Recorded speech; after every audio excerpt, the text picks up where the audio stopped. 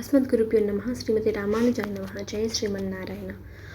ఎంతో విశిష్టమైన ఆదిత్య హృదయం స్తోత్రంలోని శ్లోకాలను భావముతో తెలుసుకుందాము. ఈ యొక్క వీడియోని చివరి వరకు చూసి ఆదిత్య హృదయంలోని ప్రతి ఒక్క శ్లోకాన్ని విశిష్టతతో భావముతో నేర్చుకొని మనస్సునందు నిలుపుకుంటారని భావిస్తున్నాను.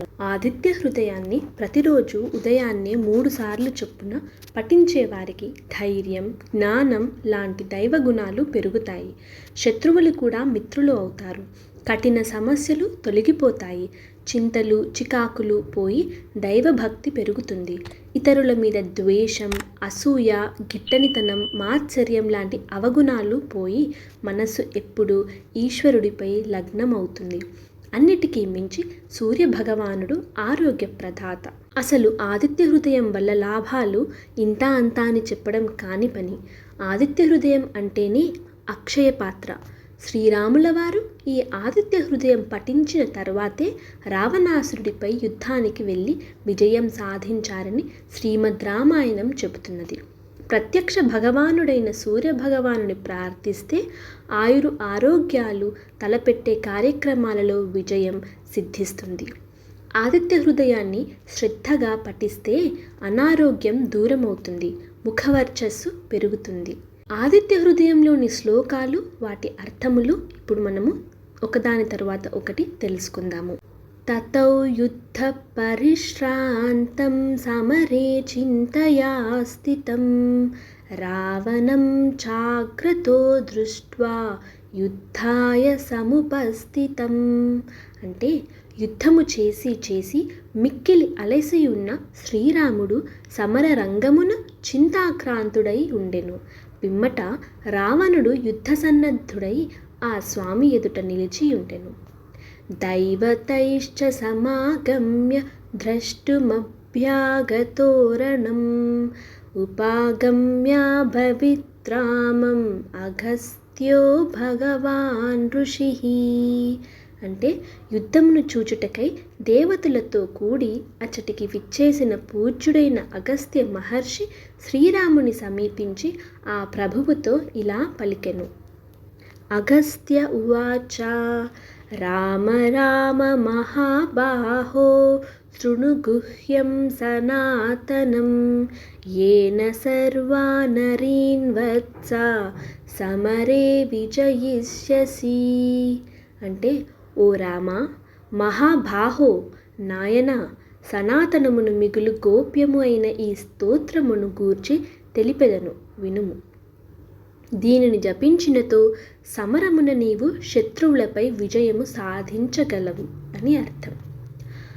ఆదిత్య హృదయం పుణ్యం సర్వశత్రు వినాశనం జయావహం జపే నిత్యం అక్షయం పరమం శివం. ఈ ఆదిత్య హృదయ అను స్తోత్రమును పరమ పవిత్రమైనది, సమస్త శత్రువులను నశింపజేయునది. నిత్యము దీనిని జపించినతో సర్వత్రా జయము లభించుట తథ్యము. ఇది సత్ఫలములను అక్షయముగా ప్రసాదించున్నది. సర్వమంగళ మాంగళ్యం సర్వపాప ప్రణాశనం చింతాశోక ప్రశమనం ఆయుర్వర్ధనముత్తమం.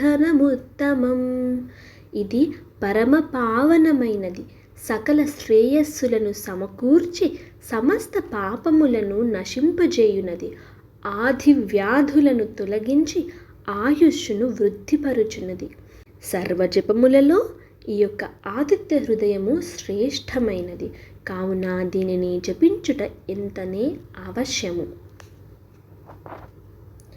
రశ్మిమంతం సముద్యంతం దేవాసుర నమస్కృతం పూజయస్వ వివస్వంతం భాస్కరం భువనేశ్వరం.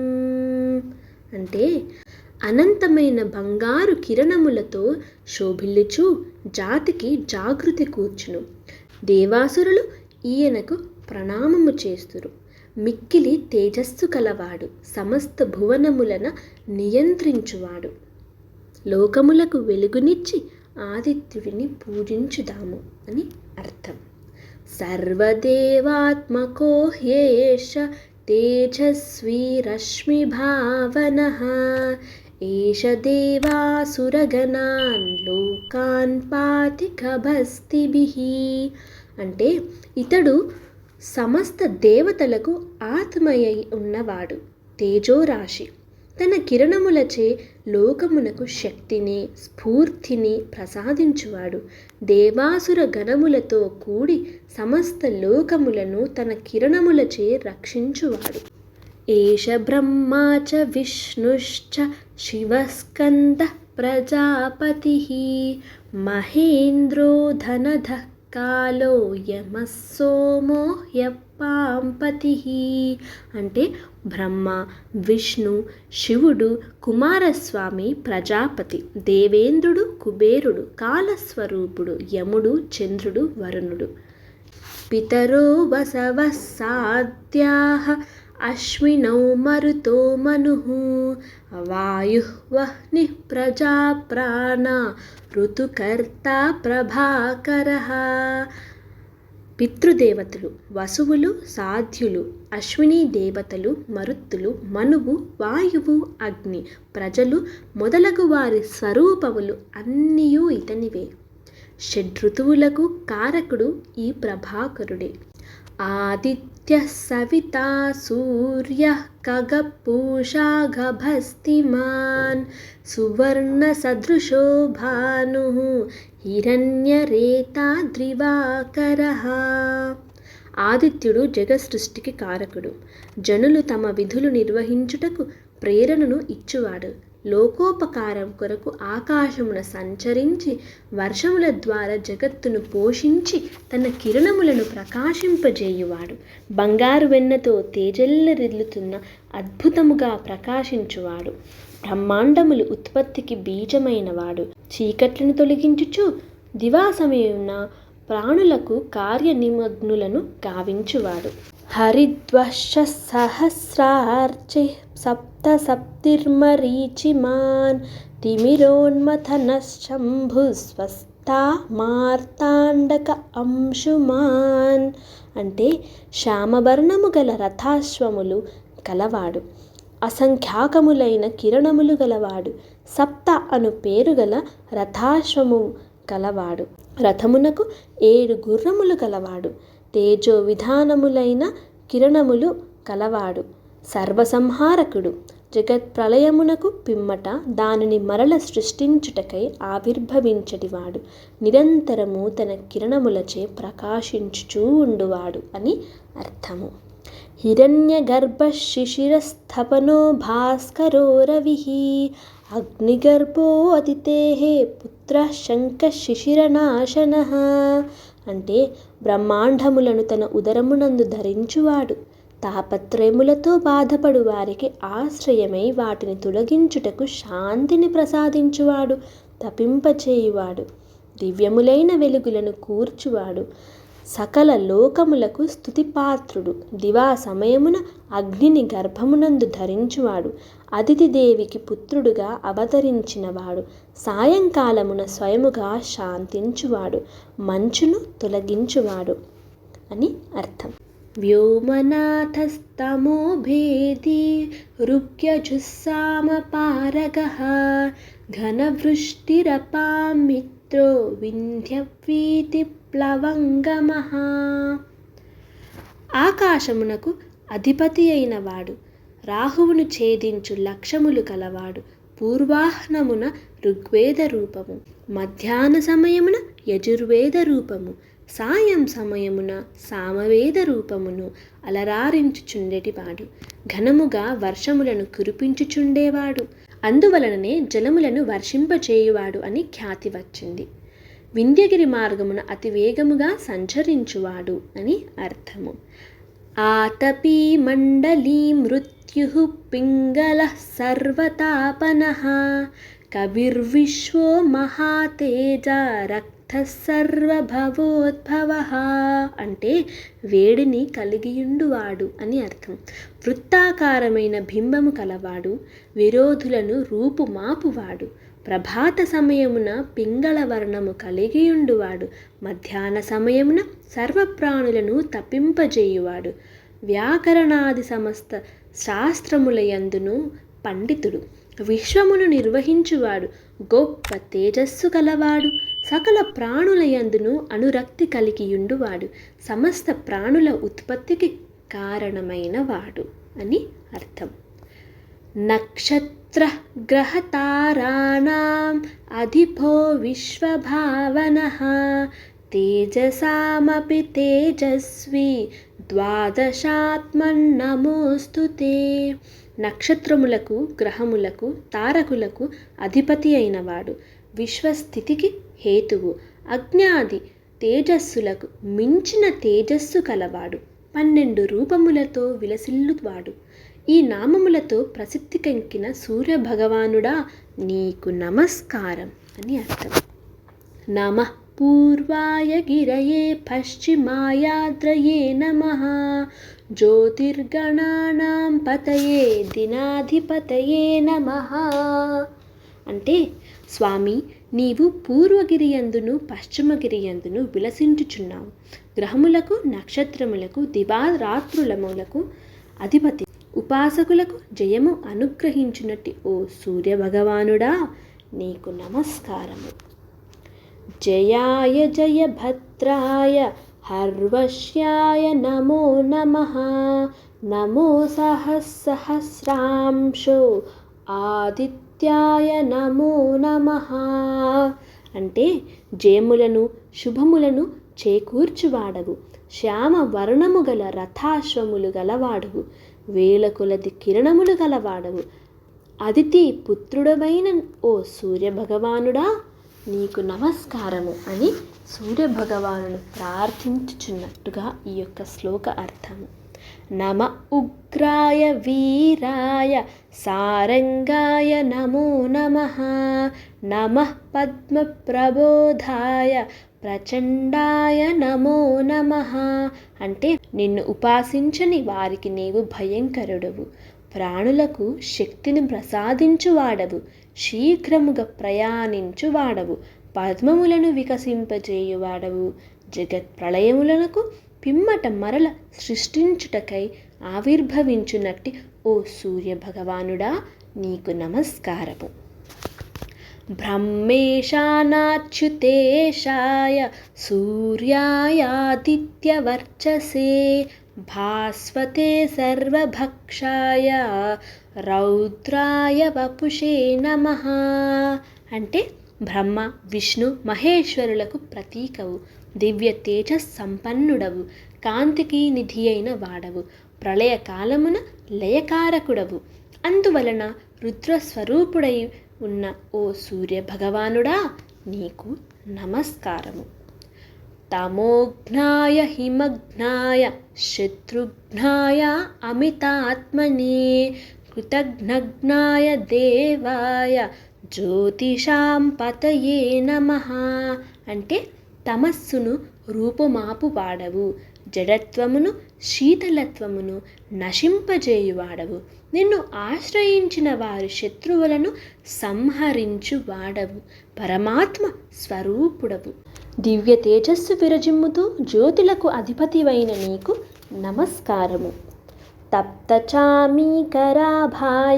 హరయే విశ్వకర్మణే నమస్తమోభినిఘ్నాయ రుచయే లోకసాక్షినే. బంగారము వంటి వన్నెగలవాడవు, ఆహుతులను గ్రహించువాడవు, సర్వ జగత్కర్తవు, తమస్సులను పారద్రోలువాడవు, ప్రకాశ స్వరూపుడవు, జగత్తున జరిగెడు సర్వజనుల కర్మలకు సాక్షి అయిన వాడవు కనుక ఓ భాస్కరుడా నీకు నమస్కారము. నాశయత్యేష వైభూతం తదైవ సృజతి ప్రభుః పాయత్యేష తపత్యేష వర్షత్యేష గభస్తిభిః. అంటే రఘునందన, ఈ ప్రభువే సమస్త ప్రాణులను లయమునర్చును, పిదప సృష్టించి పాలించుచుండెను.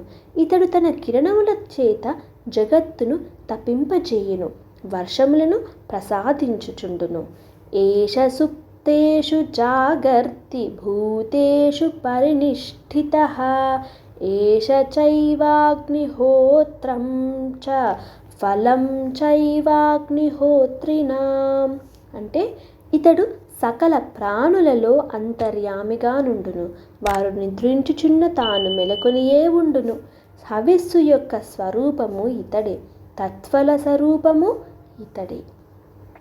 వేదాశ్చ క్రతవశ్చైవ క్రతూనాం ఫలమేవ చ యాని కృత్యాని లోకేషు సర్వేషు రవిః ప్రభుః. అంటే ఇతడు వేదవేద్యుడు, యజ్ఞఫల స్వరూపుడు, లోకములో జరిగేడి సమస్త కార్యములకు ఈ సూర్యభగవానుడే ప్రభువు అని అర్థం. ఏనమాపత్సు కృత్స్రేషు కాంతారేషు భయేషు చ కీర్తయన్ పురుషః కశ్చిన్ నావసీదతి రాఘవః. రఘురామ, ఆపదలయందును కష్టములయందును దుర్గ మమార్గములయందును భయస్థితులయందును ఈ స్వామిని కీర్తించిన వారికి నాశనము ఉండదు అని అగస్త్యుడు రాముల వారికి చెప్పారట. పూజవస్వైనమేకాగ్రో దేవదేవం జగత్పతిం ఏతత్త్రిగుణితం జప్త్వా యుద్ధేషు విజయిష్యసి. దేవదేవుడు జగత్పతి అయిన ఈ సూర్యభగవానుకి ఏకాగ్రతతో పూజింపు. ఈ ఆదిత్య హృదయమును ముమ్మారు జపించినచో నీవు ఈ మహా సంగ్రామమునందు విజయము పొందగలవు అని ఖచ్చితముగా అగస్త్య మహాముని చెప్పారు. అస్మిన్ క్షణే మహాబాహో రావణం త్వం వదిష్యసి ఏవముక్త్వా తదాగస్త్యో జగామ చ యథాగతం. మహాబాహో రామ, ఈ క్షణముననే నీవు రావణుని వధింపగలవు అని పలికి అగస్త్య మహర్షి తన స్థానమునకు చేరెను. ఏతత్ శ్రుత్వా మహాతేజ నష్టశోకో భవత్తదా ధారయామాస సుప్రీతో రాఘవ ప్రయతాత్మవాన్. మహాతేజస్వి అయిన శ్రీరాముడు అగస్త్య మహాముని ద్వారా ఈ ఆదిత్య హృదయ మహిమను గ్రహించి చింతారహుడై ఉండెను. అతడు మిక్కిలి సంతృప్తి పొంది ఏకాగ్రతతో ఆదిత్య హృదయ మంత్రమును మనస్సుయందు నిలుపుకొనెను. ఆదిత్యం ప్రేక్ష్య జప్త్వా తు పరం హర్షమవాప్తవాన్ త్రిరాచమ్యాత్ శృతిర్భూత్వా ధనురాదాయ వీర్యవాన్. పిదమ ముమ్మారు ఆచమించి శుచియే సూర్యభగవానుని చూచుచూ ఈ మంత్రమును జపించి పరమ సంతుష్టుడు ఆయను. పిమ్మట ఆ రఘువీరుడు తన ధనువును చేబూచెను. రావణం ప్రేక్ష హృష్టాత్మా యుద్ధాయ సముపాగమత్ సర్వయత్నేన మహతా బధేతస్య ధృతోభవత్. అంటే మిక్కిలి సంతుష్టుడై ఉన్న ఆ రాముడు రావణుని చూచి యుద్ధమునకై పురోగమించెను. అన్ని విధములుగా గట్టి పూనికతో ఆ నిశాచరుని వధించుటకు కృతనిశ్చుడై ఉండెను. అతర వీరవధన్ నిరీక్ష్య రామం ముదితమనాః పరమం ప్రహ్యుష్యమానః నిశిచరపతి సంక్షయం విదిత్వా సురగణమధ్యగతో వచస్త్వరేతి. పిమ్మట దేవతల మధ్యనున్న సూర్య భగవానుడు రావణుడు నశించుట తథ్యము అని ఎరింగి మానస ఉల్లాసమును పొందినవాడే పరమ సంతోషముతో శ్రీరాముడిని చూచి రామా త్వరపడము అని పలికెను. సూర్యోపాసనలో అత్యంత గుప్తనామం హిరణ్యగర్భాయ. ఈ నామం అర్థం సృష్టి స్థితి లయ కర్తలైన బ్రహ్మ విష్ణు రుద్రస్వరూపం ఇతడే అని అర్థం. భక్తితో భగవతే హిరణ్యగర్భాయ నమః అని ఆ సూర్యభగవానుని స్మరిస్తే విశేషంగా ఆ సూర్యనారాయణ స్వామి అనుగ్రహానికి పాత్రులు అవతారన్నది ఖచ్చితమైన విషయం. సర్వం శ్రీకృష్ణార్పణమస్తు. సర్వే జనా సుఖినో భవంతు. జయ శ్రీమన్నారాయణ.